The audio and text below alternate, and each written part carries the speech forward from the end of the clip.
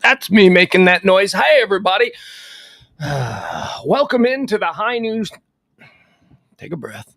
I had a very exciting weekend. I had an incident yesterday. Yeah, I'll tell you about it. Welcome into the High Noon Show. I am Pugs Moran, and we do this show every. Somebody told me I talk too fast, so I'm working on not talking quite as quickly. Welcome to the High Noon Show. I am Pugs Moran. We're here every Monday through Friday, noon till whenever. What do we do here? Well, it is our pledge to you. We, the folks at RadioMisfits.com, we want you to be informed. So if you listen to this show every day, Monday through Friday, here's what I'm going to give you. I'm going to give you all the headlines. I'm going to give you all the hot topics. I'm going to give you all the trends. Anything that people are buzzing about, I'm going to give it to you right here in a nice little fun-sized package. A word to the wise. And you would be wise if you're a Pillow Talk listener. We're not doing Pillow Talk tonight. Don't let me hear it. There is no Pillow Talk tonight. After much consideration, there's a Cowboy game. We don't want to be opposite a Cowboy game. Everybody's like, well, what are you going to do with the Cowboy? You're going to be on during the Cowboy? I'm like, okay, all right. And by that, I mean me and James, the two people. We want to watch the Cowboy game, and we know that you do as well. So there will be no Pillow Talk tonight. I do apologize. Pillow Talk is the second show. It's Pugs and Parker proudly presents Pillow Talk. We do that every night at 9 p.m. Central Standard Time, not to be confused with this show, which goes off at noon every Monday through Friday.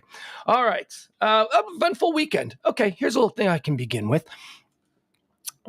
I, for the first time in my life, heard gunshots in public. Gunshot! Like somebody firing a gun.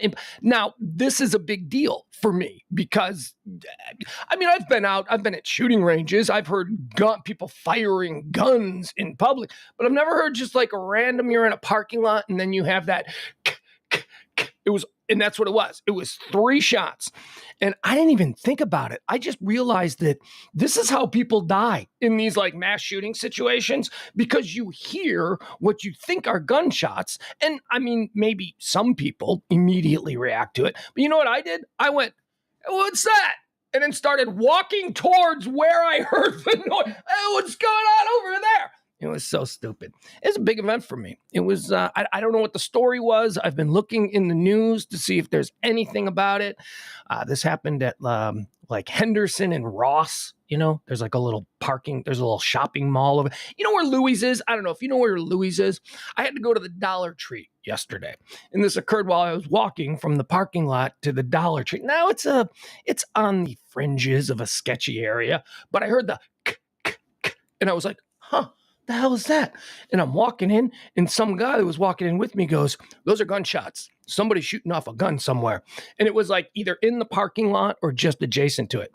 So the reason I know it was gunshots, Pugs, how do you know it was gunshots? Here's how I know it was gunshots. Because I walked into the Dollar Tree, and within 5 minutes of me walking around the Dollar Tree, there were 15 cops in the parking lot with the lights going, and it was, I don't know what it was. I don't know if anybody got shot. I don't know if they caught anybody. I don't know if somebody was just firing off some rounds.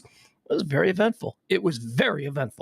And interesting, because I was born and raised on the south side of Chicago, and I have never heard gunshots in public before. I've never been on a street. You know how I do, hang out in front of the currency exchange at 2:00 in the morning on a Saturday night at 79th and Damon. That's kind of what I would do in the spare time there when I was living in Chicago. No, not at all. But I never heard real gunshots. And I realized something about myself, and that is that I'm stupid, because it was, and then I turned and I went, what's going on over there? And I started to like walk towards the sun. Nobody was running. It was a parking lot of a shopping mall on a Sunday afternoon, a strip mall, a large strip mall. But there you go. That was my weekend. That was my eventful weekend. How are you guys doing? Adam says he's heard no live gunshots in 5 years living in Oak Lawn or Lower Greenville. Heard no less. Oh, wait. Hold on. Maybe I should read from the beginning. You didn't grow up in the hood then. Well, no, I guess not. Didn't grow up in the hood. You wouldn't last a semester at a south side of Chicago high school, Adam Rayna. You wouldn't. Nah, he might. He says, you didn't grow up in the hood or Lower Greenville. Heard no less than a dozen gunshots throughout my 7 years in Lower Greenville. None in my 5 years in Oak Lawn. Yeah, but you know what? That's also it's a sliding scale because Texas is far more steeped in gun culture. There's far more likelihood that people are going to be walking around a strip mall parking lot on a Sunday with a gun in Dallas than in Chicago. Believe it or not. I know that's not what Fox News is telling you, but yeah, the average person, the average civilian in Chicago isn't rolling around with guns under their seats and their strap. The bangers might be. The bangers might have some of them, what do they call them? Parking lot gun show weapons that they bought from, a couple miles away in Indiana. But no, it's not really a thing. Texas is more likely, I would think, to hear, just random gunshots. Maybe just dudes in their backyard shooting at cans. I don't know. But it was exciting. I had never experienced that before. April says, I hear them all the time from people hunting or just shooting for fun near me in the country. Now, that's a distinction that I tried to make there, April. But I have also heard, I've been hunting. I've been out with people who are hunting and, we've shot guns outside and stuff. That's not what I'm talking about. I'm talking about this era that we live in where we're all cued into, oh my God, is somebody shooting at the Kroger? You know what I mean? We're all sort of frosty on that tip. So I've never experienced it in this kind of environment where you just didn't expect to hear it, where you almost immediately go, firecrackers, because it's just so absurd to think that you would hear that while walking from in my parking lot into the Dollar Tree where I had to purchase some gift cards and stuff. And by the way, if you got to buy Hallmark cards and stuff like that, Dollar Tree, just go to the Dollar Tree. Hallmark store, what do they charge you, $3? I got 5 for $1. It was great. And they were Hallmark. It said Hallmark right on it. Yeah. Let's see. Who else do we have here today? I'm seeing the chat room is filling up. All right. Without further ado, let's get into today's show. Let's talk about all of the things that are happening in the world today. We start this. We do it. There's a couple of different segments. We begin with giving you the history of the day. Then we talk about the birthdays, people who were born. We celebrate their contributions. We mourn a few deaths. And then we get into all of the trends, the topics, the headlines, and all of that. Usually takes about 2 hours, hour and a half, however the day is going. Let's get started. It is high noon for the 26th day of September, year of our Lord 2022. This is the excuse me, get a bit of a dry cough. Ain't good. That's COVID. Dry cough is COVID. September 26th is the 269th day of the year. There are 96 days remaining until the end of the year. New Year's Eve plans, I'm telling you, get them reservations now. Yeah, after all of this hype, every day I say, get those New Year's Eve plans. I should probably have a New Year's Eve party now, right? We should probably just invite the chat room. I mean, if we're going to have New Year's Eve plans, why not, do it here? On this day in 1789, George Washington appoints Thomas Jefferson the first United States Secretary of State. Libtard Jefferson. Jefferson was a libtard. 1993. Tongue-in-cheek, I say that tongue-in-cheek. Come on, you people know me. I'm not political. I just think it's funny that he had some very progressive views for back then. 1933, as Gangster Machine Gun Kelly, not the guy who is currently married to Megan Fox, the real Machine Gun Kelly, the actual, the authentic, the original Machine Gun Kelly. 1933, as Gangster Machine Gun Kelly surrenders to the FBI, he shouts, "Don't shoot G-Men!"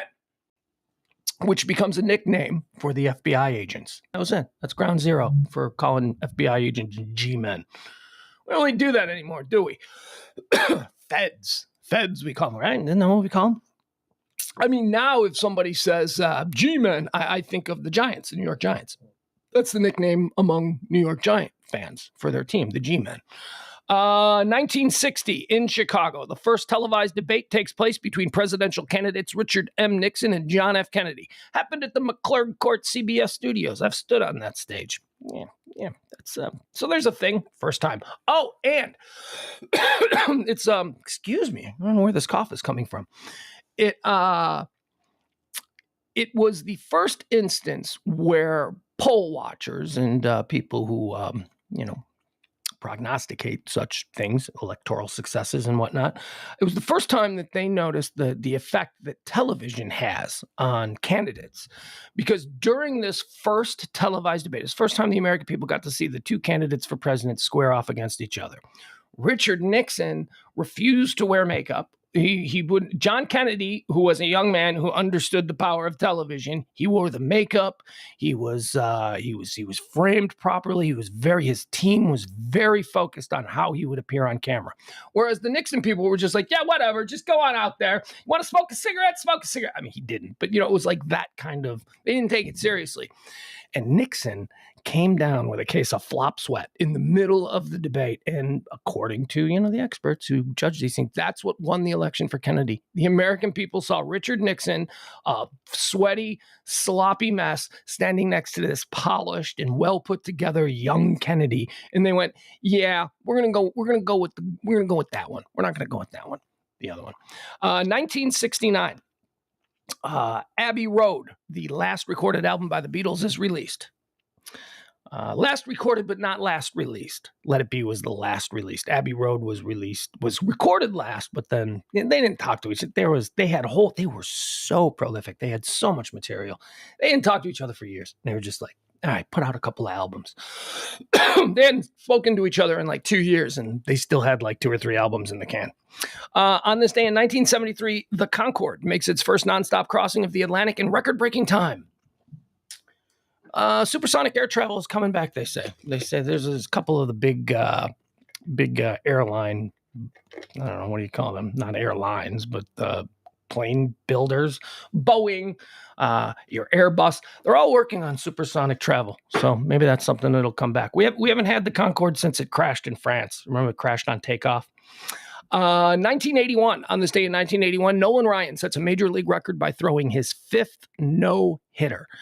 There's a new documentary on Netflix, Facing Nolan, which is about Nolan Ryan. And I wanted to watch it this weekend. I didn't get to it yet. Guys, I'm having this problem, and I don't know what it is, but I think there are things that I want to watch, and then I get to the point where I open up the app, and I'm hovering over it, and I'm about to click it, and I'm about to watch it. And then, my other guy, schizophrenic me, that's me, the guy who lives in my head. Just as soon as I get to clicking it, he goes, you don't want to watch this. And then I go, I'm really not in the mood to watch this, right? And I don't watch anything. Man, I can't watch anything. I'm like on this weird loop for the past year of my life where all I do is rewatch stuff that I've already seen. Is this a symptom of being old? What is wrong with me? Why is there nothing? The last new thing that came out that really excited me, that I discovered that I was like, this is awesome, was maybe either Succession or The Boys on Amazon Prime. I don't know. Those are like the two. I think we're at the end of peak TV. I really do. I think that we just enjoyed about 20 years of the greatest era in television creation that we will ever enjoy. And now we're getting back into stupid stuff again. I'll tell you the one that really bothers me. And I'm going to watch Facing Nolan. I'm going to watch that. But the one that really bothers me is the Game of Thrones prequel. I was so excited about the Game of Thrones prequel.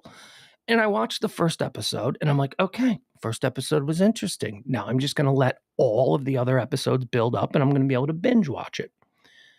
I can't get myself to start binging it. I can't. I don't know why. It's like, I'm like, am I not interested in this? Why does this not interest me? I loved Game of Thrones. I was super excited about this new show. Only seen one episode. I don't know. It's like all my favorite shows. Oh, the shows that I rewatch. So currently, I am rewatching Breaking Bad, The Wire, and The Sopranos. I am also mixing in Curb Your Enthusiasm because sometimes you need a little bit of laughter. I need something else. I mean, what do I move on? After I finish these 3 series, it's too soon to redo Peaky Blinders because I just did that 6 months ago. I don't want to do Sons of Anarchy again. I have done that twice. I think that's enough for Sons of Anarchy. Boardwalk Empire, maybe. Maybe I will re-binge Boardwalk Empire. I've only seen that once all the way through. I don't know. I think it's me. I don't know. Or maybe just TV isn't as good as it was a couple of years ago. On this day in 1983, Australia 2 wins the America's Cup, ending the New York Yacht Club's 132-year domination of the race. Now, this is something I did recently watch. Scripted dramatic TV is, I think, where my problem is. But I'm always open to a documentary. Although that's not what you just said about Facing Nolan. You weren't in the mood for that. Schizophrenic me. You were the one that, I was about to watch Facing Nolan, and you're the one that popped in my head and said, you don't really want to watch this. So don't give me that. I just recently saw a documentary about this. It's called the World's Cup. I don't remember it. It was good though. It was all about this instance where the Australia 2 won the America's Cup, beating the very arrogant New York Yacht Club. It was interesting. It was, I like boats. It was good. It was good. If you've come across it, I think it's on Netflix. I don't know what it's called though. Look it up. Just Google search Australia 2 World Cup documentary. You'll find it. Some people born on this day in 1774. We're going all the way back here. Johnny Appleseed, American gardener and environmentalist. Weirdo. Just a weirdo. Just a guy who walked across the country planting apple trees. Didn't even know. Honestly, if you had said to me last night before I put these birthdays together, if you had said, Johnny Appleseed, is he real or fake? I'd be like, is he like Paul Bunyan? Is he like a totally made up dude? Is he real? Johnny Appleseed? That couldn't possibly be his real name. Anyway, he was a real dude. And he was born on this day. And he walked around barefoot with a tin pot on his hat. Those were all real descriptors of him. Born on this day in 1898, George Gershwin, American pianist and composer. I don't know. I know that he's another one of these guys who there was only like 3 people writing songs in the 20s, 30s, and 40s, and Gershwin was one of them. Gershwin was one of the 3 or 4 guys who did it. Born on this day in 1914, Jack LaLanne, American fitness expert, probably ground zero for the whole fitness thing here in America. You ever seen Jack LaLanne? Like, you ever seen old kinescopes of Jack LaLanne on TV in the 1950s? He would walk out and he would be wearing like really weird, like a yoga suit, almost like a bodysuit. And he would walk out and everybody would be like, oh, he was built like a normal guy today. He was Jack LaLanne. What the hell were people's bodies like in the 1950s that Jack LaLanne was viewed the way we view like The Rock today or some freak show massive guy? That's what I would like to see. If Jack LaLanne was like the big muscle tough guy of the 1950s, let's introduce him to Dwayne Johnson. Let's see how that would go. Anyway, Jack LaLanne, born on this day. If you work out, it's probably because of Jack LaLanne.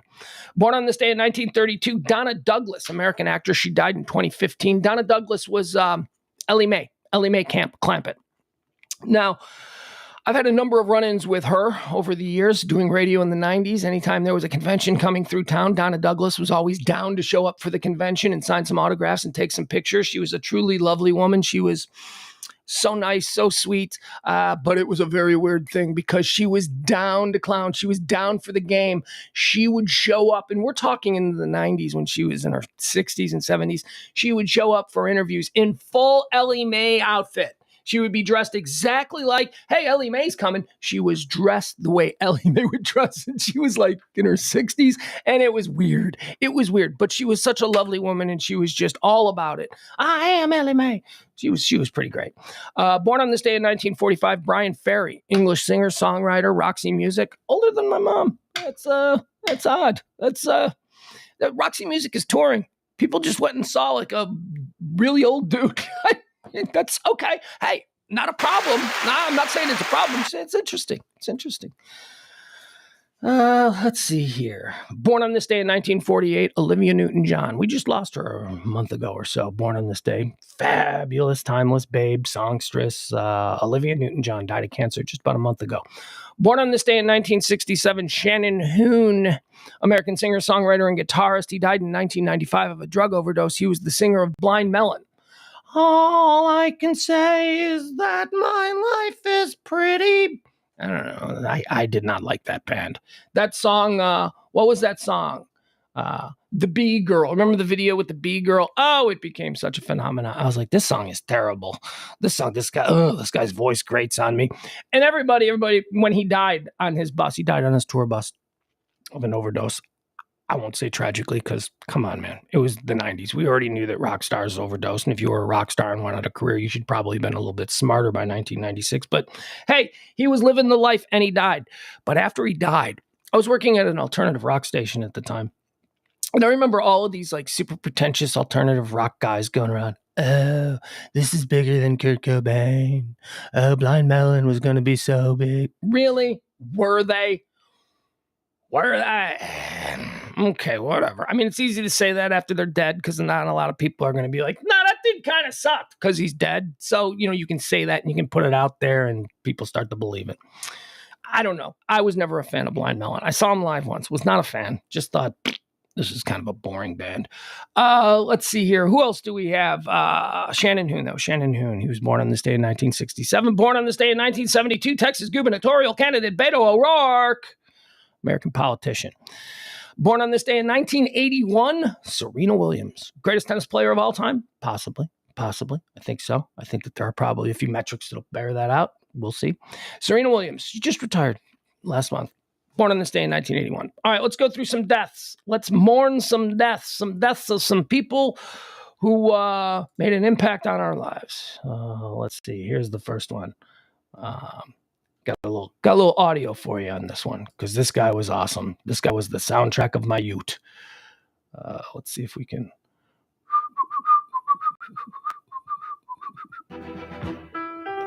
This guy. It's the Chicago Bears playing the Canton Bulldogs on a cinder field in front of 200 people. And George Hallis holding back on John his wife's Facinda. grocery money so he could pay his players. Died on this day in 1984. If you were a kid like me. Halfback Whizzer White, whose speed made him a star with the Pittsburgh Steelers, and whose knowledge of the law later earned him a place on the Supreme Court of the United States. Back in the day where you could be a big-time NFL running back and then a couple of years later get on the Supreme Court of the United States. John Facinda, the voice of NFL films. If you're like me, most of my childhood was just, anytime in NFL films. This is before YouTube, you guys. We were lucky, 10:30 on Sundays, there was always an NFL film show on. I remember waking up and watching that, and God, he was great. That voiceover, he was just nobody. I mean, that is the best narration. I mean, obviously there's a sentimental attachment to it because I was a little kid and I was loving football, and this was the guy that was telling me all about the history of the game. But he was great. John Facinda died on this day in 1984. Dead on this day in 2000, Richard Mulligan. Bert from Soap. Oh, God, Bert was funny. Remember when Bert used to think he was invisible? Soap, a 1970s sitcom. Bert was crazy. Bert thought he was invisible. He used to go, and he would disappear. And everybody would pretend like he did disappear because they were just like, all right, where did Bert go? He'd be like, oh, this is getting weird. And he would just like, Bert. Richard Mulligan. God, he was funny. Richard Mulligan, dead on this day in 2000. Robert Palmer, dead on this day in 2003. You're simply irresistible. Robert Palmer, English singer, songwriter. Was he briefly a singer of Duran Duran? I mean, I know he was Power Station. He was the singer. Some like it hot and some sweat when the heat is on. He was the lead singer of Power Station. He had a solo career. And then he had more solo with Simply Irresistible. Robert Palmer. I liked him. Robert Palmer was cool. Dead on this day in 2006, American golfer and coach Byron Nelson. Big player here in the Dallas-Fort Worth Metroplex. Byron Nelson. Dead on this day in 2008, Paul Newman. Ladies and gentlemen, Paul Newman. Oh, my God. First of all, God, he was awesome. Paul Newman was so cool. He was just, I don't care who you say. Who's the coolest actor now? Like, who is the guy that epitomizes cool? Who would be that guy? Because there was a time in this country when it was either Steve McQueen or Paul Newman. And they were friends. They liked each other. And they were like the two, like, epitomes of cool, of what a cool dude was. Paul Newman draft. Oh, are you kidding me? Did you think we weren't going to do one? Paul Newman. Okay, with the first pick in the Paul Newman draft here on High Noon, this is a draft of all the Paul Newman films. Okay, these are films. I can do Paul Newman food products too, because I love the Paul Newman line of food products. But with the first pick in the Paul Newman draft, this is a no-brainer. This was the consensus. This was Trevor Lawrence. It's Cool Hand Luke.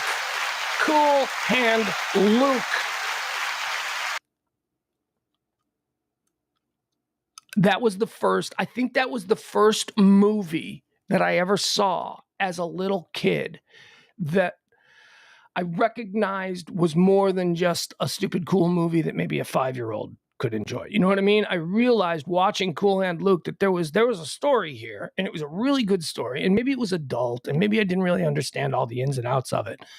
But man, I have seen Cool Hand Luke probably 20 times. That is easily one of my favorite movies of all time. Such a great film. With the second pick in the Paul Newman draft, I'm going comedy, and I'm going Slapshot. That's right, Slapshot. Love Slapshot. Third pick in the Paul Newman draft, Butch and Sundance. Butch Cassidy and the Sundance Kid. Fourth pick in the Paul Newman draft, The Sting. That's right, The Sting comes in at number 4. And number 5, I went off board. Number 5, I went, with not an obvious one. But for some reason, I love this movie. It's another movie I've seen a couple of times. It's crazy fun. And I still don't know if it's real or not, but whatever. The 5th pick in the Paul Newman draft, I'm going with The Life and Times of Judge Roy Bean. The life of that silly Western. He was funny. Paul Newman could do everything from serious drama to comedy. He was just so awesome. He was cool. He was just cool. All right, we are, as you can imagine, going to invite a whole bunch of movies as undrafted free agents into the Paul Newman camp. First, we're going to bring in Somebody Up There Likes Me. Somebody Up There Likes Me. Almost made the top 5. That's the Rocky Graziano story. I think it was Paul Newman's first or second film. Incredible, cool film. Cat on a Hot Tin Roof. Exodus is getting a camp invite. The Hustler, of course, The Hustler almost went. Oh my God, it was. The Hustler almost made the top 5 too. But The Hustler, I love The Hustler, but I'm going to be a little bit nutty here. And this is why I took away from The Hustler. Because I kind of like The Color of Money better. The Color of Money, which was The Hustler sequel. You had The Hustler and then The Color of Money. You watch those 2 movies back to back. That's what it is. The Hustler. Color of Money was great. How about The Verdict? Paul Newman. The Verdict. How about HUD? How about Hombre?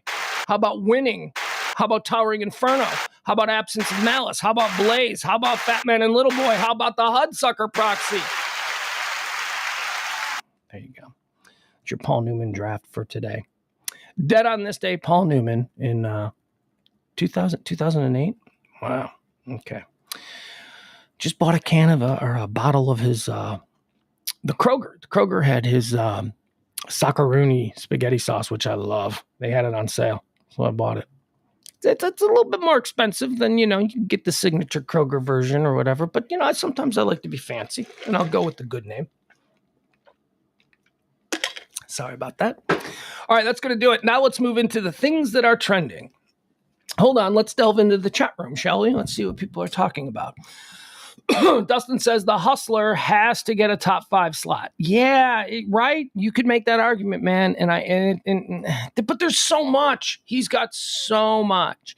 And at some point when choosing the top 5, I went away from what would be an obvious draft pick in the top 5 to the movies that I have sentimental attachments to for whatever reason. When I'm looking at his filmography, the movies that I went, oh God, that reminds me of. So yeah, look. The guy didn't make bad movies. The guy did not make bad movies. You could go through the entire list. There's not a bad movie on there. Paul Newman made 100 movies. None of them are bad. They're all pretty damn good. Leslie says, The Towering Inferno haunted my dreams in the 1970s. I love The Towering Inferno. I love it.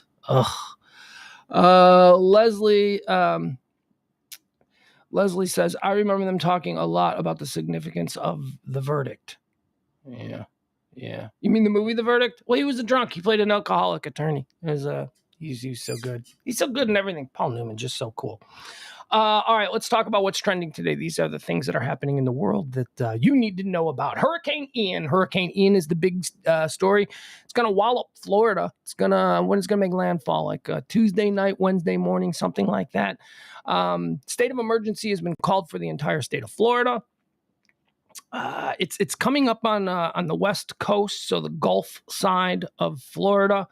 It's going to hit Cuba tonight. Is Cuba going to get hit tonight? And then it's going to make its way in. It looks like it's going to wallop Florida. Looks like it's just going to broadside Tampa, and that's why Tampa is trending. Tampa is also trending. Tampa, Hillsborough County in Florida has issued a mandatory evacuation at 2 p.m. today, which is just about 26 minutes away if you're in the Eastern time zone.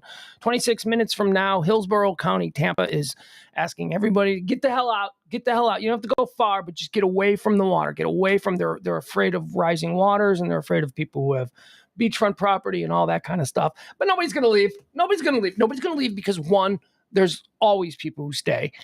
Two, it's Florida. And whatever you want Florida to do, tell them to do the opposite. Okay? So if you want Florida to jump up in the air, you tell Florida to don't jump up in the air, and they'll do it. So whatever. So Florida, these people, what are you going to do with them? And three, it's science. And again, Florida now doesn't believe in science, as I'm told. So, they're probably going to get wild pretty good. And then DeSantis is going to have to ask for federal aid, and that's going to be a whole thing, and he's going to get it, and the libs are going to be like, it's going to be like stupid. It's all going to be stupid. So here, let's see what this is. Just in case this is important. Let's see here. Here's what I love. I watched DeSantis doing his state of the state thing today about the hurricane. He's got a crazy, they all have sign language people still, because closed captioning doesn't exist there. I still don't understand why that's a job. I still don't understand why when you have, I got it in the 70s because you wanted to be inclusive and you wanted people with hearing difficulty to be able to hear these important announcements. So you would put a little person in a window in the bottom of the screen, and they would be doing all of the sign language. And that was a thing that is still around. I don't know why it's still around. It doesn't seem like we need it anymore. Mandatory evacuation issued for Zone A in Hillsborough County. A mandatory evacuation has been issued in Hillsborough County. This, according to officials. Hillsborough County Administrator Bonnie Wise made the announcement during a press conference at 10 a.m. Monday from the Hillsborough Public Safety Operations Complex. It takes place at 2 o'clock. Wise also said that a voluntary evacuation was recommended for Zone B. I guess if you live there, if you're in Zone A or Zone B. So there we go. Hurricane is a-coming. Storms are also trending. Storms are trending, but this is more locally. Did you guys survive that crazy, 30-minute view of hell that we went through yesterday? Oh, my God. It was like, I thought we were going to, honestly, it wasn't tornado force winds, but it was like gusts, massive gusts that came through here, and then the skies just opened up. It was scary.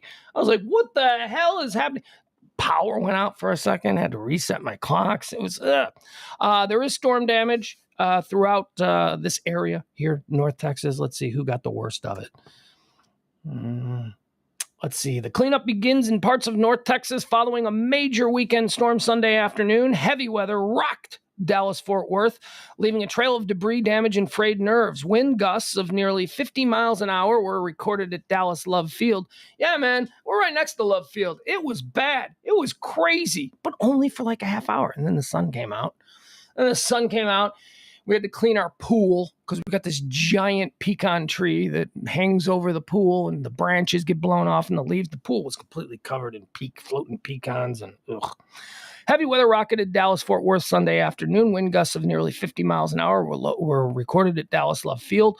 Wind took down trees, tree limbs, and power lines. At the peak, Encore reported nearly 10,000 outages, about half in Dallas County and half in Tarrant County. By this morning, that number was below 2,000. In East Oak Cliff near I-45 and Illinois, an apartment complex saw roof damage on several buildings. Oh, we're looking at these pictures. An apartment complex on Harwood Road in North Richland Hills was also damaged by the winds, which peeled the bricks off the facade. Not a tornado, just crazy strong winds from out of nowhere. I had all my pool and lake clothes hanging out on my banister, on my balcony in the back of the guest house here. I had to go run out in the greenway and get it because the wind just took all of the clothes and just blew it all down the greenway. I'm out there in the rain picking up my clothes. Russia is trending. What is happening in Russia? Oh, God. Okay, that's right. This is happening. They had a school shooting in Russia. They had a really bad one, and apparently it was a Nazi. Although the Nazi or the Nazi sympathizer is the go-to boogeyman in Russia for everything. So I don't know, but it's being reported by Russian sources that the man who entered the school, killing 15 and wounding 24, was wearing, he was a psychiatric patient. Apparently they don't have good mental health care there either. He was wearing a helmet, they say, that was emblazoned with the Nazi swastika. Well, you know what? You don't need me. Let's give you the details as to why Russia is trending, because Russia can trend any day for any number of issues, especially today. 15 dead, 24 wounded in school shooting in Russia. The school educates children between grades 1 and 11. Who says America doesn't export anything but hip-hop and movies? Huh? We're exporting school shootings. A gunman opened fire in a school in central Russia on Monday, killing 15 people and wounding 24 others before shooting himself dead. The shooting took place in school number 88 in Izhvinsk, a city 600 miles east of Moscow in the Udmurtia region. I don't even know if I said that right. Let's see. What do we know about this guy? Russia's investigative committee identified the gunman as 34-year-old Artemin Kazantzdev, a graduate of the same school. So he went to the school and said he was wearing, although he's 34. Get over it. I mean, if you still got issues with your school at 34, it's a you thing. It's not a school thing. Fix yourself.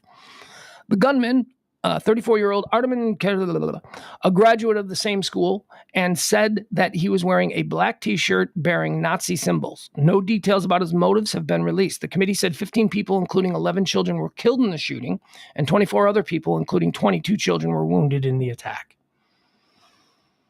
Okay, we don't need it. That's all we need to know. We don't need to go into it. A psychiatric patient he was, though, and he was supposedly out, and don't have any more information on that.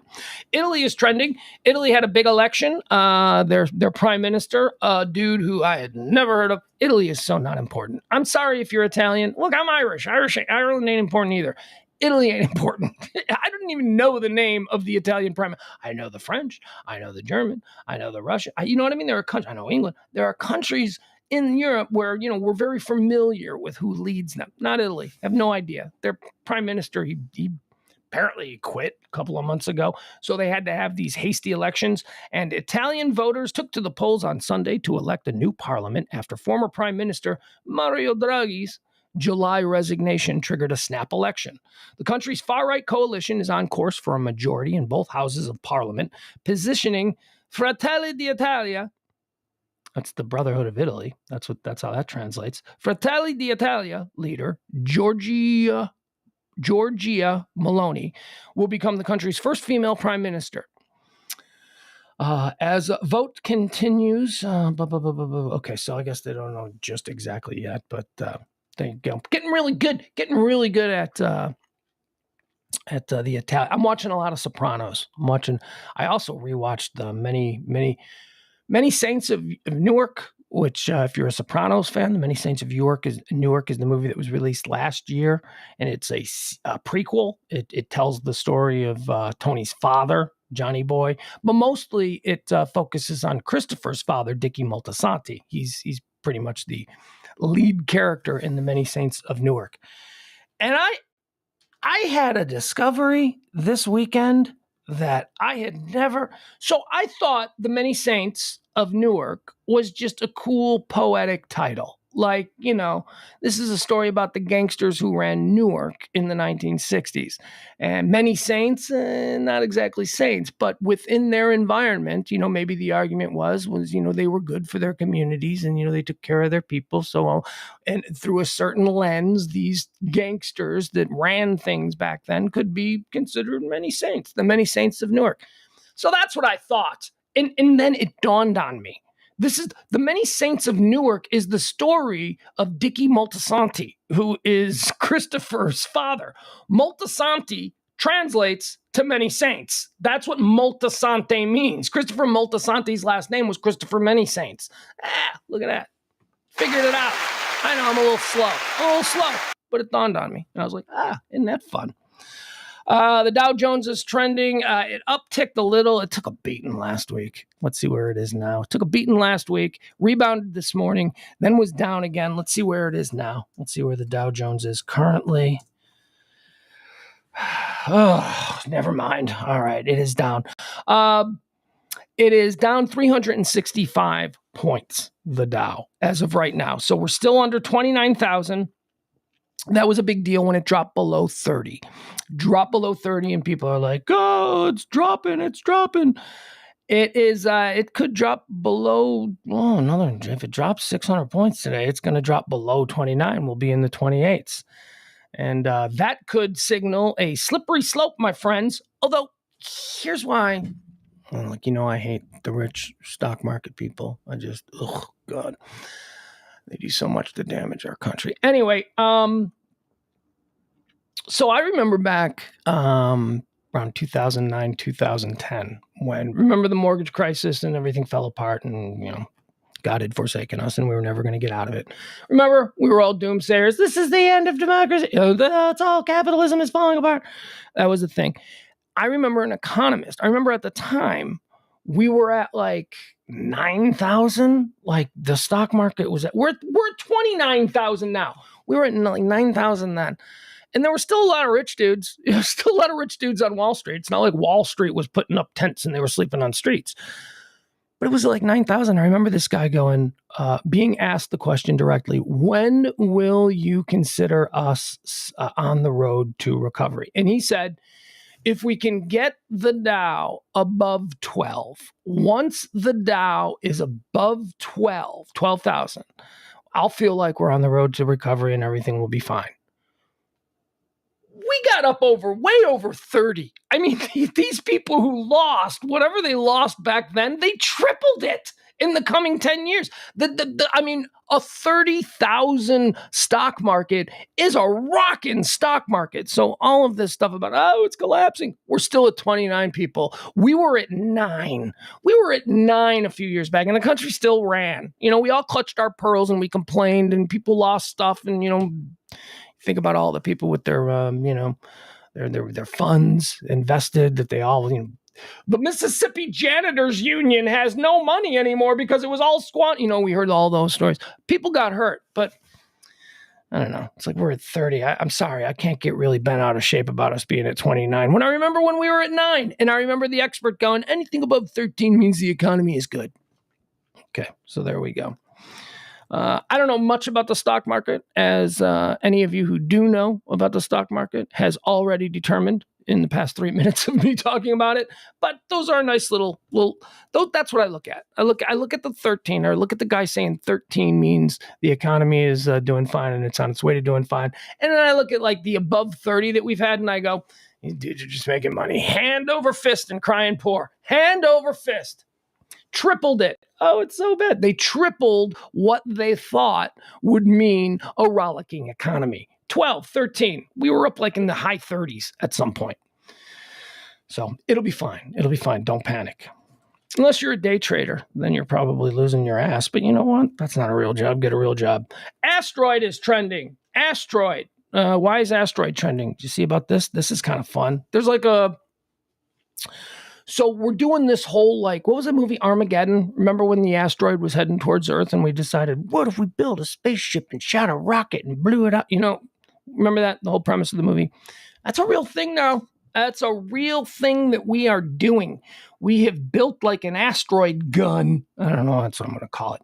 And we're going to shoot it up into space and we're going to test it and we're going to blow up an asteroid or a meteorite. We're going to see if this thing works because,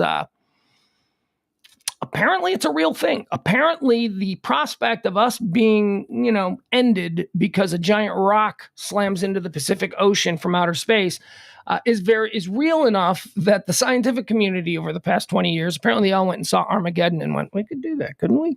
This is a thing. So if the world does end up getting saved, we have Michael Bay to thank for that. Is it Michael Bay? Move over, Bruce Willis. NASA is shoving an asteroid to test planetary defense. Nuclear bombs, that's the go-to answer for incoming space objects like asteroids and comets as far as Hollywood is concerned. Movies like Deep Impact and Armageddon rely on nukes delivered by stars like Bruce Willis to save the world and deliver the drama. But planetary defense experts say, in reality, if astronomers spotted a dangerous incoming space rock, the safest and best answer might be something more subtle, like simply pushing it off course by ramming it with a small spacecraft. That's just what NASA is getting ready to try with a spacecraft that's scheduled to smack into an asteroid at 7:14 p.m. Eastern Time tonight. So 6:14 tonight.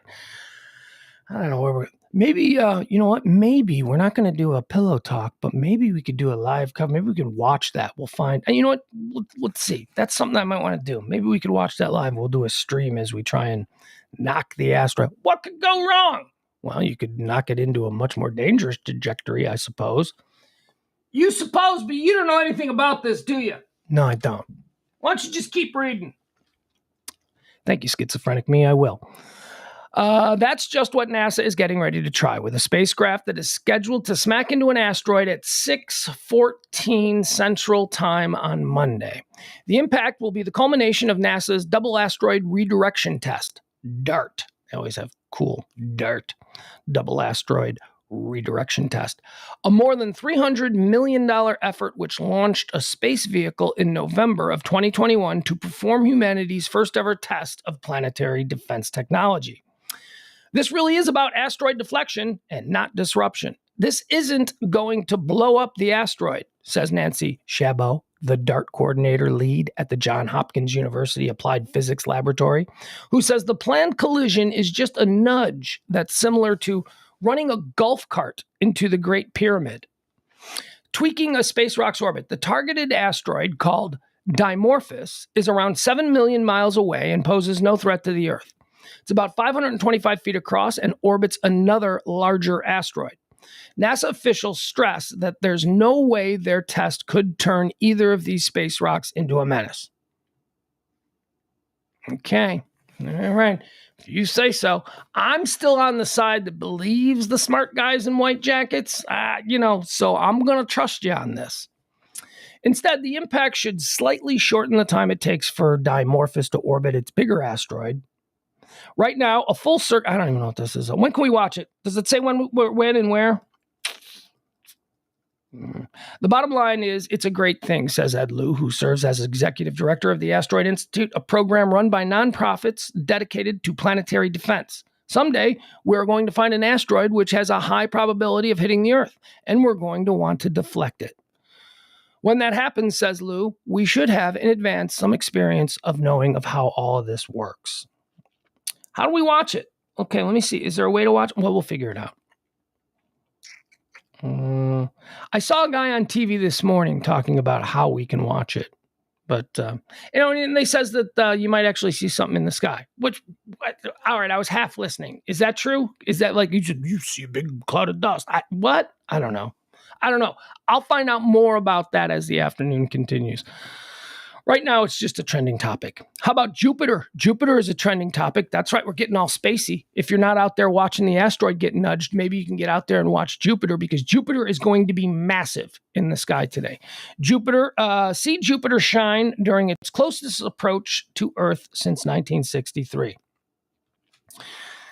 You know, I always get mad at this stuff because I love these celestial events. I'm kind of a nerd for that kind of stuff, but I get so mad. Like right now, look at the way this is worded. See Jupiter shine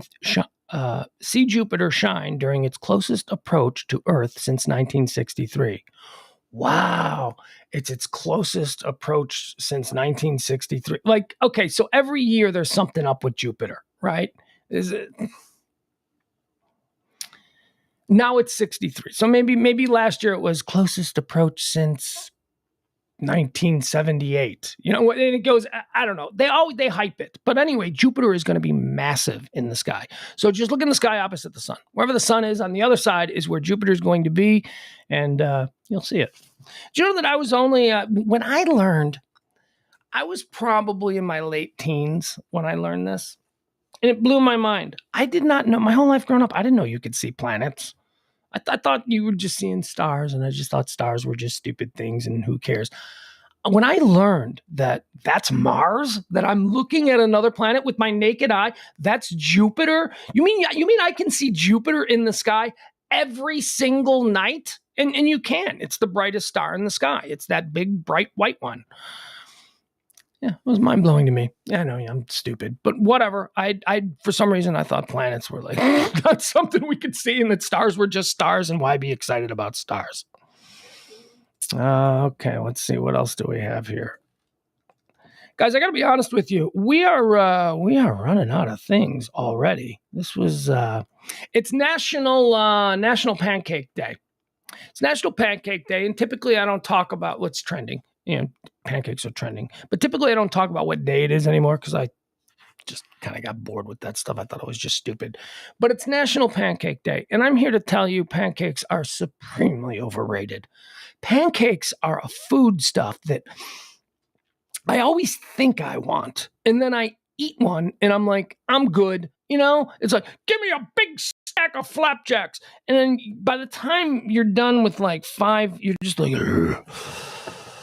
it's like, it's just sweet and bready, and it's too much.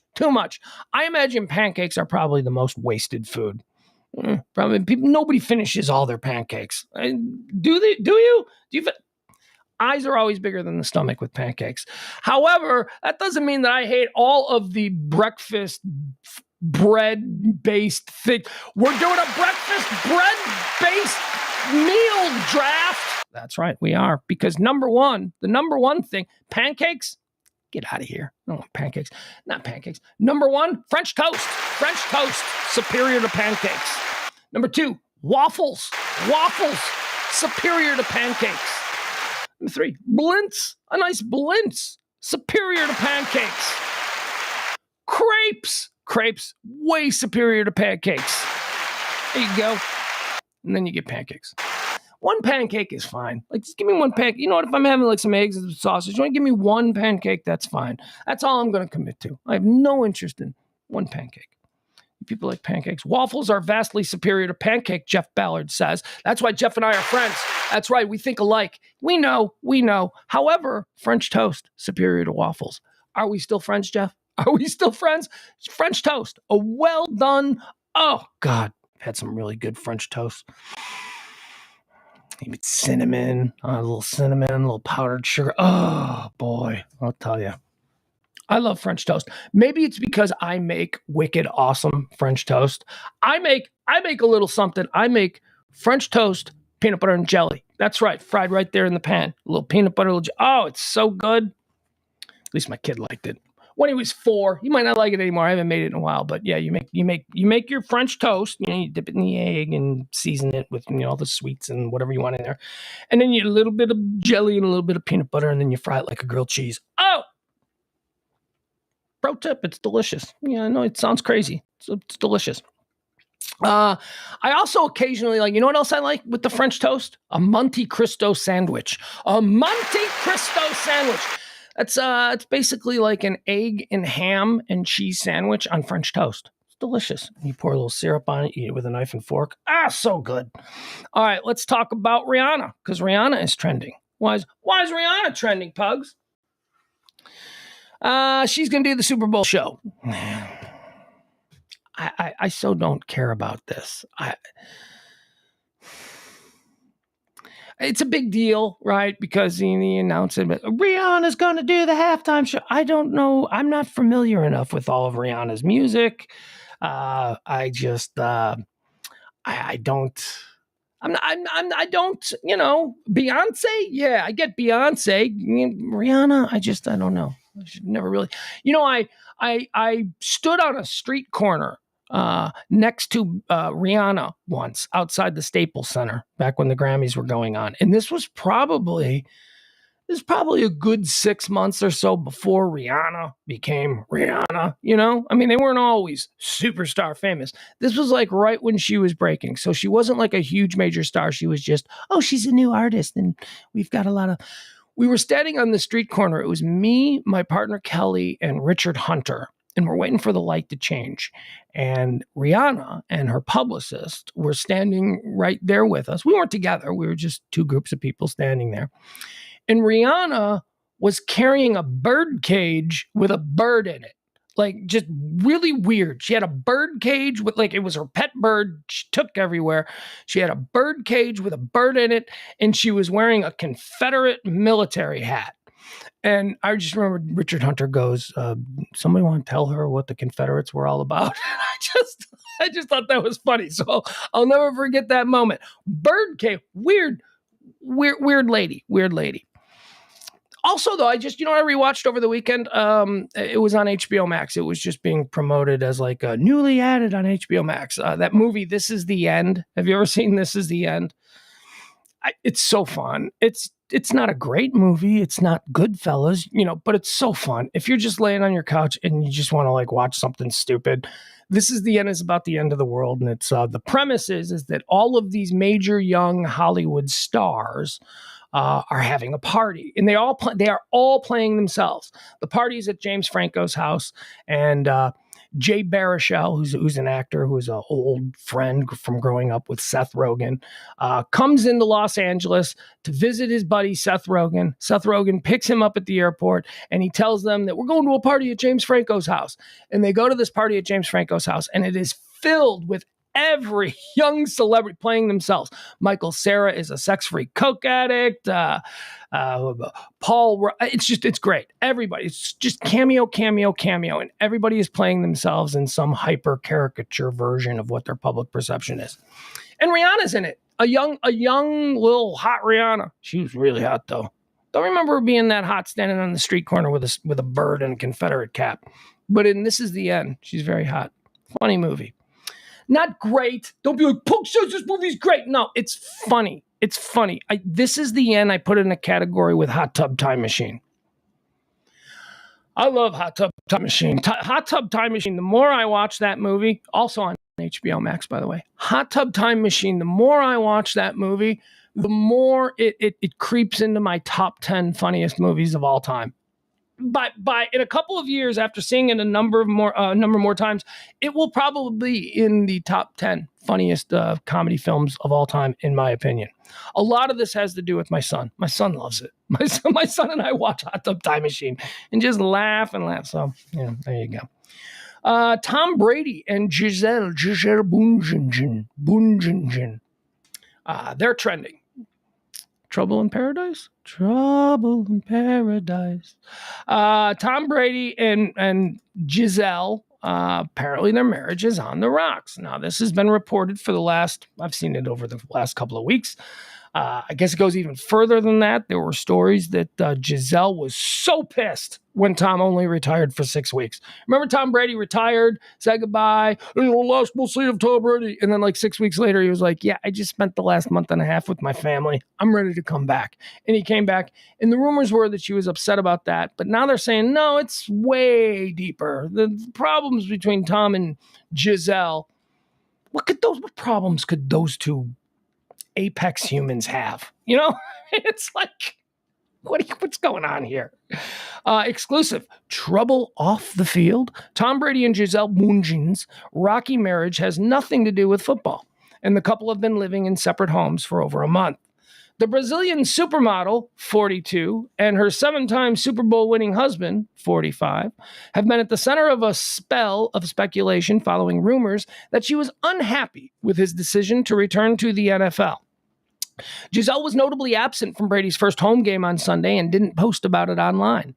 TheDailyMail.com can exclusively reveal that their issues have nothing to do with his U-turn on retirement, as has been previously reported. A source confirmed that for the past month, the married couple have been living separately. On Sunday, a video showed footballer Brady hugging his 3 children before his big game. Brady has 2 children with Gisele, Benjamin, 12, and Vivian, 9, and a son, Jack, 15, with Bridget Moynihan.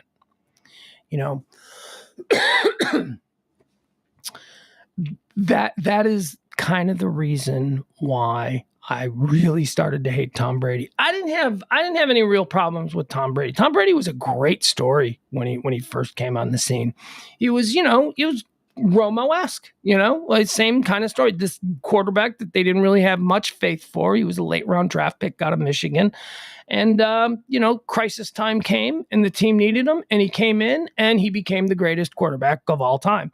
And I say that, I don't even say that begrudgingly because that is, I guess, a fact at this point. Tom Brady is the greatest quarterback of all time. I'm not a fan, but if he was my quarterback on my team, I probably would be.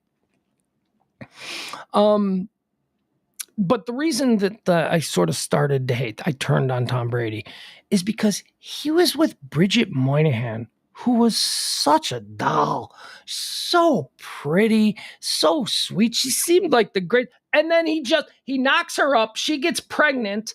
And then suddenly he's hanging out with Gisele in New York discos. And he blows off Bridget Moynihan. He's like, yeah, you know what? I met a supermodel. I mean, you're hot. That's when I started to hate him. I was like, no, you can't go. You got Bridget Moynihan. What are you doing? What are you doing cheating on Bridget Moynihan? You should be so lucky to. And then he got Gisele. And just Gisele always seemed, there had to be problems. She's Brazilian, different culture. Didn't he grow up in California? So he's like a California guy. She's Brazilian. A language difference. She's got an accent. I mean, she's beautiful, but I don't know. I think I'd have stayed with Bridget. I really do. I think that Bridget Moynihan probably would have been where I'd stay. I'd be flattered that I'd have a shot with Gisele. But the difference in hotness between Bridget Moynihan and Gisele, at least as far as I'm concerned, is incremental. It's not. A supermodel just seems like it'd be a lot of trouble. That's all. Not that actresses aren't. Bridget Moynihan is an actress, and actresses are a real pain in the ass. Anybody who knows me knows that I've talked about how actresses are some of the most unbelievably awful people on the face of the earth. I imagine like big movie star actresses are terrible, but I'm talking about like young actresses, like women who want to be actresses, who are doing plays. Are they the worst? Oh, they're just the worst. Nothing is real. Nothing is real. Nothing is honest. Everything is a performance. Any opportunity to show you that they can cry on demand, they're going to go for it. Tell the story about how I was dating an actress, a girl who was a young actress. She did plays and stuff like that. I mean, professionally, she was. And we were driving around. We were going to Buddy Guy's Legends in Chicago, and we were driving around looking for a parking spot. And I couldn't find a parking spot. And she started to cry. She started to just have this like breakdown out of frustration over not finding a parking spot. And I just remember I went, oh my God. I go, okay, man, you want me to be recording this? I mean, it's 1997. We don't have video on our phones yet, but I can go run and get a JVC camcorder if you want this for your audition reel. Cause this is absolutely absurd that you are now crying. Ugh. Actresses. All right. Tom Brady and Gisele Bündchen recent rocky relationship has nothing to do with the NFL player's decision to go back to football. The Brazilian supermodel 42 and her 7-time Super Bowl winning husband 45 have been at the center of a spell of speculation after fans noticed Gisele was conspicuously missing from the sidelines and the stands of Brady's first home game on Sunday. Since rumors of the tensions between the pair first emerged, multiple reports claim that Brady's decision to U-turn on his retirement earlier this year was the trigger for their mutual problems. He had initially quit, in part to focus on his family, as he vowed to spend more time with them since Gisele deserves what she needs from me as a husband, he said, and my kids deserve what they need from me as a dad. Apparently they only needed six weeks worth, because that's... These people, these are trash people. These are just, I mean, they really are. There is a public image that we all come to know. It's their brand. Their public brand is not who they really are. They're probably, first of all, you don't think that Tom Brady and Gisele Bündchen are like unbelievable narcissists? I mean, you don't think that... But last year, they were known to be renting Derek Jeter's mansion on Tampa Bay's exclusive Davis Island, which has been estimated to cost around $75,000 a month. But last year, the Yankee star sold the 7-bedroom, 30,000 square foot house, and it's not clear where the pair are currently living. Brady has been playing down in Florida, while Munchen has been spotted around New York City. All right, now I'm looking at a picture of the two of them together. Oh my God, look at their beautiful kids.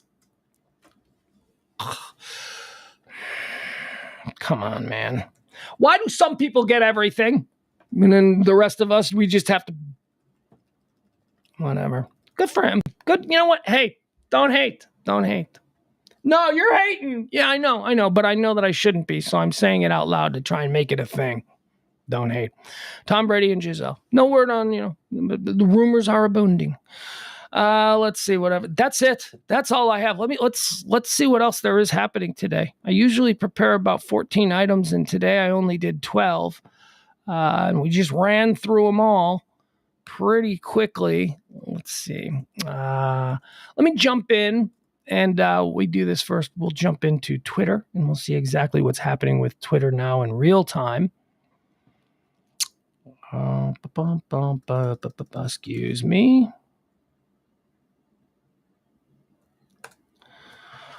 Okay, what do we have? Again, we stay away from stupid-ass politics and divisive stuff. Snowden is now trending at number 1. Moscow, President Vladimir Putin grants Russian citizenship to former U.S. security contractor Edward Snowden.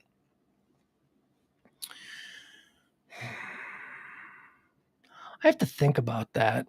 What do I think of Snowden? Like, what is, we're all so screwed up on what we're supposed to think.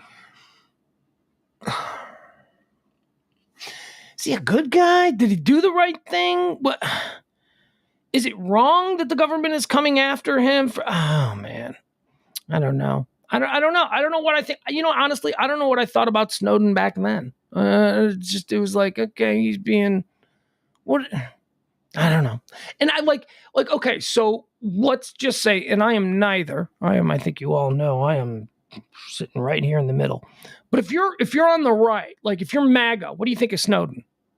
Do you like Snowden because the feds don't like him? And, it's like, oh, the feds are bad. That whole thing. Like, do you like Snowden? Or if you're like MAGA right, do you not like Snowden because America first and he sold our, secret, or not sold, but he leaked our secrets about surveillance and all that? I don't know. And if you're on the left, do you like Snowden because freedom and we need to know and they're listening to us? Like, is that a liberal concern that should be an all of us concern? Surveillance? I don't know.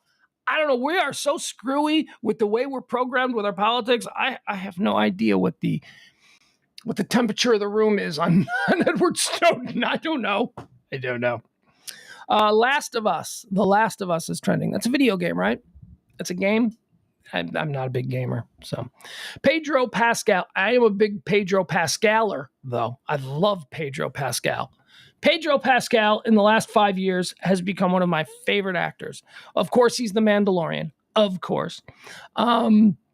He's also, he was the Prince of Dorne in Game of Thrones. He was awesome. He was so great in Game of Thrones. Oh, why did they kill him? Because they kill everybody in Game of Thrones. That's right.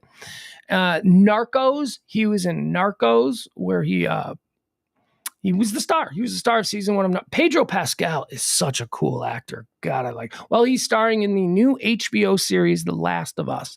Is this a zombie series? Is that what... I think my kid likes The Last of Us. I think this might be something that he'll be really into. And he's really into zombies. He's, maybe that's just if you're 13 in America in 2022, you're into zombies. But I don't know if maybe it's just a special. No, zombies seem popular. So there you go. Last of Us is coming to HBO. Pedro Pascal and Bella Ramsey are set to star. The first teaser for HBO's The Last of Us has been released today. Akbar, don't know what that's about. Cinema, can't stand her. Don't know what that's about. Hurricane Ian is still trending. Breaking. Storm Ian becomes Hurricane Ian as its winds strengthen, bringing the threat of flooding to Cuba and tornadoes to southern Florida today. All right, they got weather down there. Italy, we talked about that, the Italian elections. Zion Williamson is trending. Zion, New Orleans Pelicans tweeted out this quote attributed to NBA injury bust.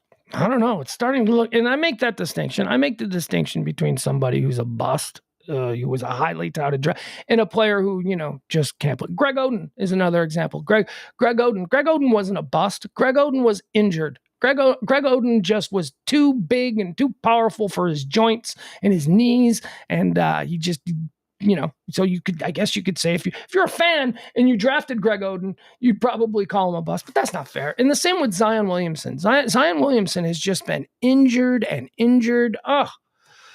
He was supposed to revolutionize the game. He was supposed to be a hybrid of Shaq and Kobe. He was supposed to be, a little bit of both, the big man who could ball handle, the big man who could. I feel like I'm at my best right now. Moving faster, jumping higher. I feel great. All right. Zion Williamson let's, you know what? I'm not a Pelicans fan. I don't give a crap about New Orleans, but I would, come on, let's let this kid get a shot at seeing what he has instead of, always having to go half speed because he's got a knee or an ankle or whatever it is. I root for Zion. I hope Zion has a great season. Pro Bowl. Let's see here. Why is the Pro Bowl tending? The Pro Bowl game is no longer, as the NFL is replacing the game with the first ever Pro Bowl games, featuring a week-long skills competition and flag football. Okay. All right. This is a real story. This is something that is very interesting to me because I hate the Pro Bowl. More importantly, not only do I hate the Pro Bowl, the actual players hate the Pro Bowl. What the players want is to be named All-Pro. Okay? Being named to the Pro Bowl is not being named All-Pro. Same thing. They don't want to go. They don't want to play. They just ended the season. If they escape the season healthy enough to play in the Pro Bowl, they don't want to risk that. They don't want to get hurt. So it's just like, it's always the worst version of football you ever saw. It's like Thanksgiving family football on the back lawn. That's what the Pro Bowl, and nobody wants to tune into this. So this could be a very interesting thing. I would be interested in, instead of a Pro Bowl, let's have I used to love, do you remember ABC's Superstars? It used to be a show that was on ABC on Saturdays. I think it was a part of the Wide World of Sports. And it was just like a skills competition between athletes. Like you'd have a baseball player and a football player or whatever. And then there was actually just one that was just football players. And it wasn't a game. It was a 40-yard dash. It was who's going to win in this 40. DK Metcalf versus, I don't know. I'm trying to think of another fast guy. But it's like, I would be interested in seeing that. The NFL is replacing the Pro Bowl with a week-long skills competition and flag football game. All right, nobody cares about the flag football game. The new event will replace the full contact showcase that was started in 1951. It will be renamed the Pro Bowl Games and will feature AFC and NFC players showcasing their football and non-football skills and challenges over several days. Football and non-football skills? Like what non-football skills are we interested in? How to pass a DUI test? What exactly is a pro football player non-football skill that would be trivia? Maybe there's gonna be a trivia contest. I don't know. Game of Monopoly. I just want to see these guys throw, run, and lift. That's pretty much all I need to see. Showcasing their football and non-football skills and challenges over several days. The 2023 games will be held in Las Vegas and the flag football game at Allegiant Stadium on February the 5th. Peyton Manning and his Omaha Productions Company will help shape programming and promote the event's content through the week. Manning, a 14-time Pro Bowl pick. See, this is also very interesting because it doesn't look like it's going to be any one single day where you're going to tune in to a traditional television network and watch this presentation. It sounds like it has been altered for the modern times, which is viral, which it'll take place over the course of a month or a week. And we'll see clips. We'll see things. They'll go viral. We'll watch them that way. Maybe that's the way of the world. That's how we ingest content now. The Pro Bowl is something that we've been looking at for a while, really continuing to evolve it, says NFL executive Peter O'Reilly. Coming out of last year's game, we really made the decision based on a lot of internal conversation getting feedback from GMs and coaches, getting a lot of feedback from players. We think there's a real opportunity to do something wholly different and move away from the traditional tackle football game. We decided the goal is to celebrate 88 of the biggest stars in the NFL in a really positive, fun, and yet competitive way. I'm open to it. Because the Pro Bowl is just stupid. And it's always been stupid. And it's always been, I mean, I guess when I was 10, 11, 12, when I was really into football and couldn't get enough football, maybe the Pro Bowl was something I'd have been interested in, but not in 30 years, boy, let me tell you. What is it? Jimmy Butler is trending. Newt Gingrich is trending. We don't know that. Cuba is trending. Cuba is, as we said, they are preparing to get whacked by Hurricane Ian. Nick Cannon is trending. Man, Nick Cannon trends as much as a South Korean boy band. Nick Cannon is always trending. And it's almost always because he's having another kid. I don't know what that's about. Whatever. Nick Cannon's trending, and it has something to do with one of his 50 kids. Okay, there we go. We got that. Let's see what else. Is there anything else?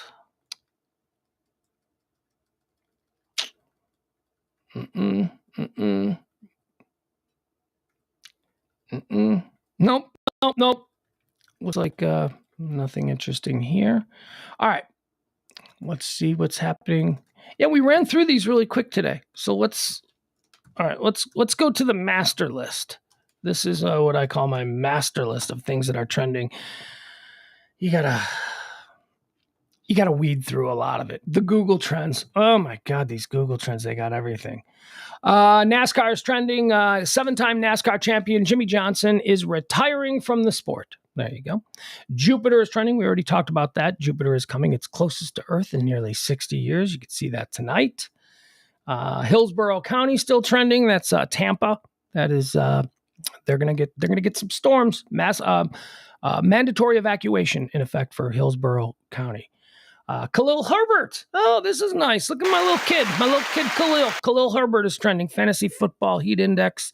Khalil Herbert and Trevor Lawrence are rising up. Khalil Herbert is a backup quarterback, backup running back from Bears. And he came in after an injury to David Montgomery. Well, I have to tell you, I'm watching this game. I saw Montgomery go down and I go, ugh, there goes the running game. All right, well, first quarter, David Montgomery's out. Come on, Khalil, let's see what you got. Khalil balled out. So that's why it's trending. Dallas Cowboys. Cowboy game tonight. Cowboys Giants. Again, we are not going to be doing a pillow talk show tonight. Cowboys preempted. I'm sorry. People want to watch the Cowboy game. And when I say people, I mean me and James. So we're not doing a pillow talk tonight. However, there will be a pillow talk tomorrow. Tuesdays are typically when I go watch my kid play football, but tomorrow there's a hitch to that plan. So we will do a show tomorrow, but not tonight. Let's see. Sharon Osbourne is trending. Sharon Osbourne talks media comeback after cancel culture tried to destroy her. Okay, whatever. You seem like a nice lady. I like her. I like Sharon Osbourne. I mean, she's a little, you know what I mean? I don't know how much of Sharon Osbourne I can take, but from what I know, I kind of like her. She seems all right.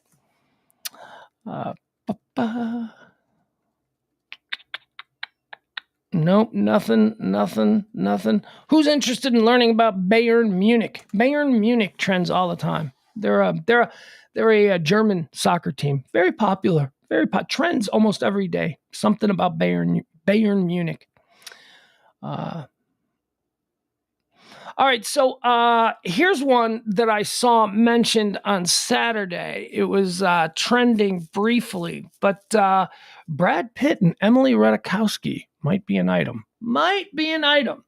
Now, let's quickly do this here because I know Brad Pitt is timelessly hot, but Brad Pitt's 60. Okay, let's not forget that, yeah, Brad Pitt is hot, but let's not forget that Brad Pitt is 60 years. I think he is. Hold on, let's see how old is Brad Pitt? 58. Okay, Brad Pitt is 58 years old. How old is Emily Ratajkowski? And then we're going to apply our Emily Emily. Really? Oh, boy. Hold on. How old is Emily Ratajkowski? So it's 31. 31. Okay, so 25, 26, 27, 28, 29, 29 plus 7 is 36. Ratajkowski's 31. Yeah, no, Brad Pitt is violating the who's too young to date. He's 58. She's 31. Brad Pitt should not be dating. Okay, hold on. 29. Let me do it again. 29, 36. She's 31. Brad Pitt, by the metric that we use to determine if somebody's too young to date you, Brad Pitt at 58 should not be dating anyone younger than 36 years old. And he's with Emily Ratajkowski. She's 31. So there you have it. Good on him. Oh, they're such a cute couple. Stop it. He's 60. He's 60 and she's like 30. Okay, he's 58 and she's 31. But I was trying to make a point. 9 Inch Nails got together over the weekend. They reunited with all of their former members, and they did a big show, a homecoming show in Cleveland.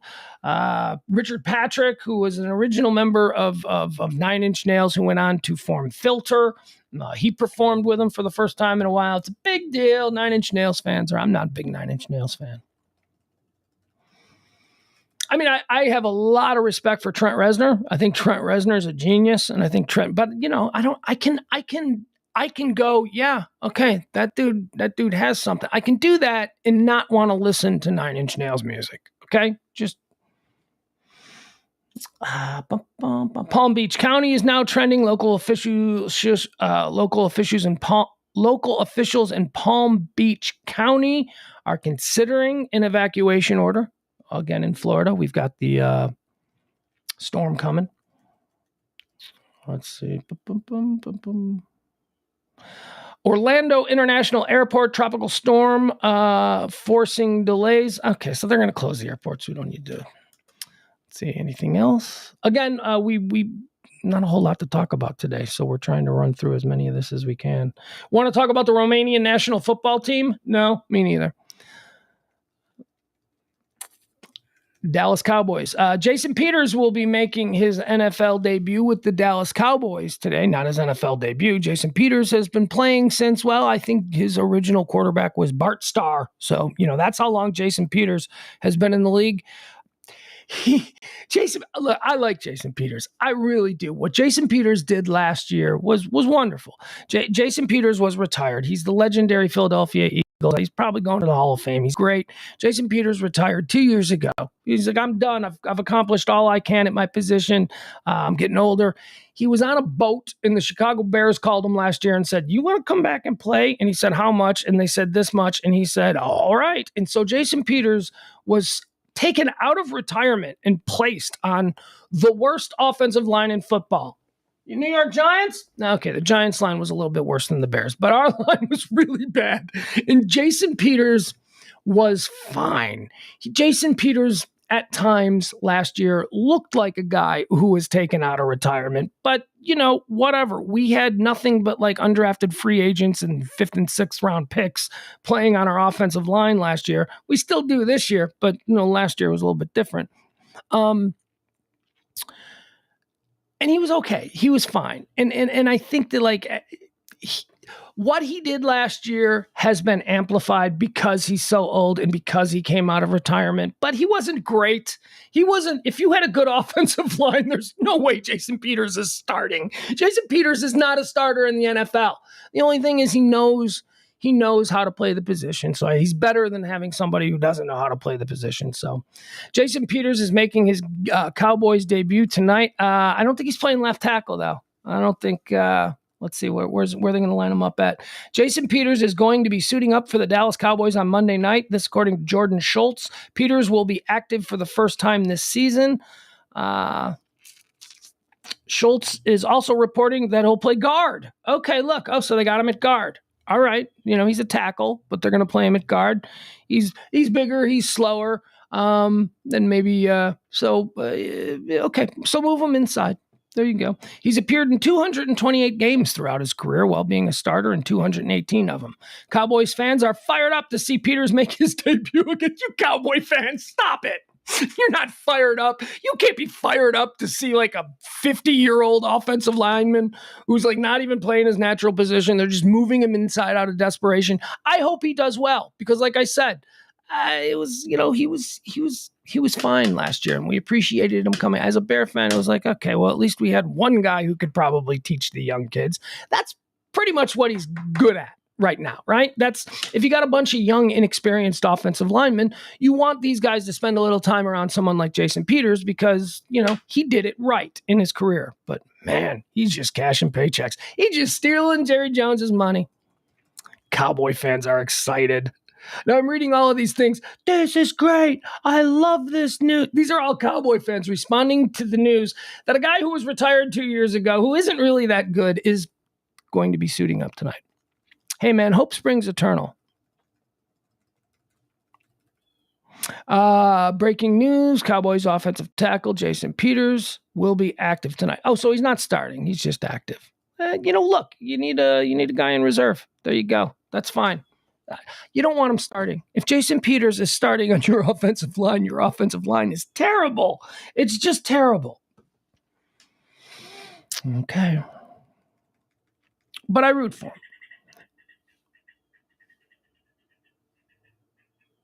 You guys hear that?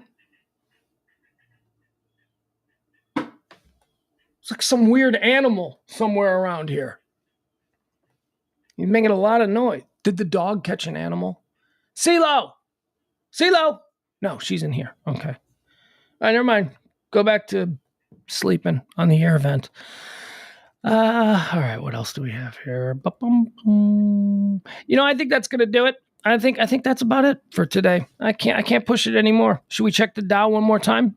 Let's check the Dow one more time. Let's see where we're at now. We want to see if it's going to track below 29,000 today. It was close. Okay, it's stabilizing. It's down 306. Well, stabilizing. It's down 362. It was 365 the last time we checked in. So it's still down almost 400 points, which on any normal day is a terrible, terrible day. But the fact that an hour ago I checked in on it, it was 365, and now it's 362. Maybe the bleeding has been stopped for now. It's just going to stabilize. 29,227 is where the Dow is at currently. And it's down 362 from where it opened. All right, let's see. Anything else? FIFA? We don't want to talk about FIFA. Who cares about FIFA? All right, that's it. We're done. That's it. That's the show. There you go. You can hear it. Jeff says, sounds kind of like a squirrel.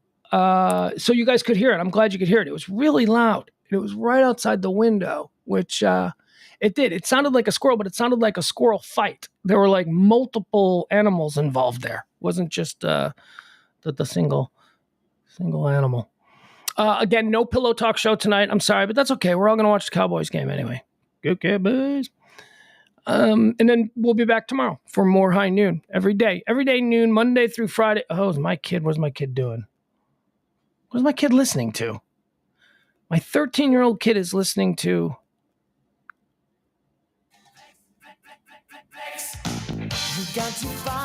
I'm telling you, my kid's got a cool mix of music that he likes.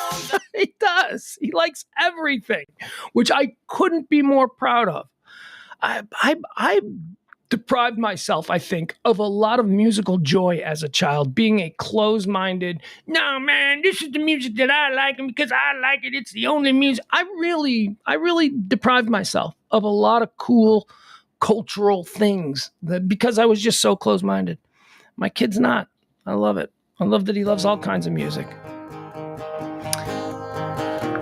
He doesn't like country. He doesn't like country. For some reason, he doesn't like country, which is weird because he's very country. My son is very country in so many ways. I love it. He is a Texan through and through, but he doesn't like country. It's weird. Loves John Hinckley. Loves this song. Doesn't have all the garbage that the rest of us carry surrounding John Hinckley. Garbage? The man tried to kill the president of the United States. That's not garbage. That's a real reason to be suspicious of the dude. That's true, schizophrenic me. Hey, separate the art from the artist. Speaking of, see that bottom there? We appreciate your tips. This is the last week. We didn't do well this month. Some of you helped out. We appreciate it.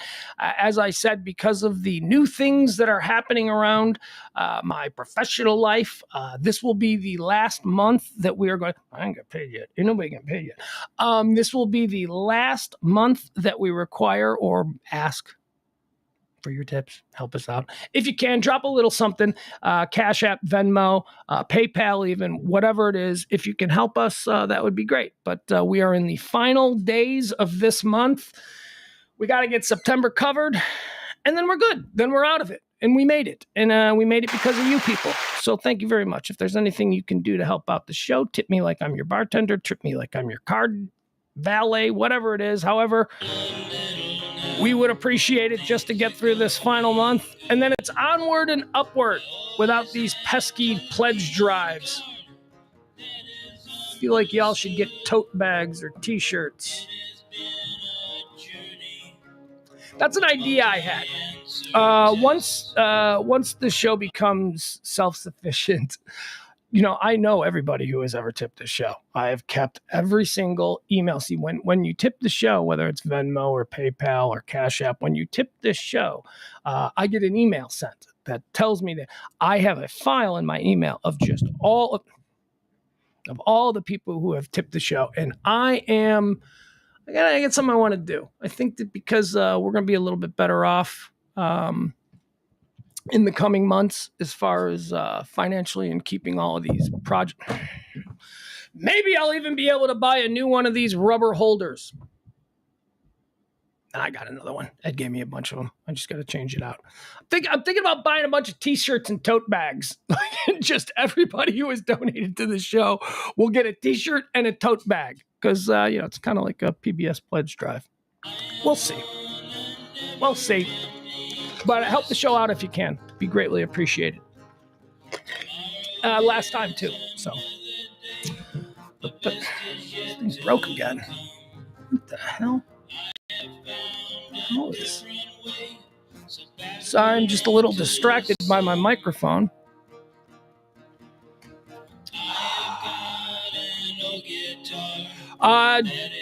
Jeff, does this mean you're going to move out of E's garage? Hell no. Why would I do that? First of all, don't belittle it. This is a guest house. This is a nice place. And, we got a good thing going. I may increase rent, certainly be in a position to do that. But no, I mean, unless he wants me out, this is, it's pretty much the best setup I've ever had. It is absolutely perfect for my lifestyle. I got to fix the refrigerator situation. I got been having a refrigerator situation, but we're gonna keep doing the shows the way we're doing them, and we'll see where this goes. I mean, eventually. Like, I'm not gonna be here another year or 2 years or something like. No, eventually, yeah. But no immediate plans. We're gonna. Knock wood. I don't want to leave. Why would I want to leave? These areas so perfectly located for everything that I need to do. I mean, the tollway is right here. I gotta get a toll tag. I talked to the toll tag people. I'm like, look, I've been running up tolls. I don't have a toll tag. I need to come in and get a toll tag. And they're like, yeah, you just come in and get a toll tag, and then you can just pay for the ones that you've blown through. I'm like, so I got to do that.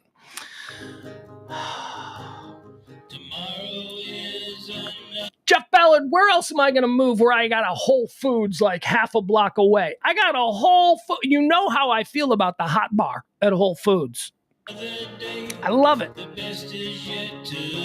Even though I find it very intimidating. Not anymore. I'm a pro with the hot bar now.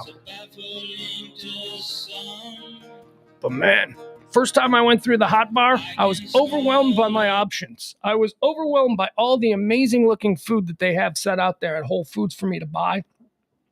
Hot, ready to eat, flop sweat, anxiety. I didn't know how to do it. I didn't know it was weighed. I was looking for prices. But now I know. Now I'm a Whole Foods hot bar expert. Had to be on guard. That is understood. Melissa says, has anyone found where to stream the Mansplaining show? That is coming. Don't worry. Don't worry. Big changes. Big things afoot. We're considering the last couple of shows, the first few shows. By the way, if you listen to it, that's not what the show is going to sound like. There's no production. It's a little bit. There are big plans in the coming weeks. Just sit tight and you will see. Okay. Stupid thing. No, they're all saved. They're just not available for re-listening right now. I am on a never-ending quest. Bye, everybody. Love you.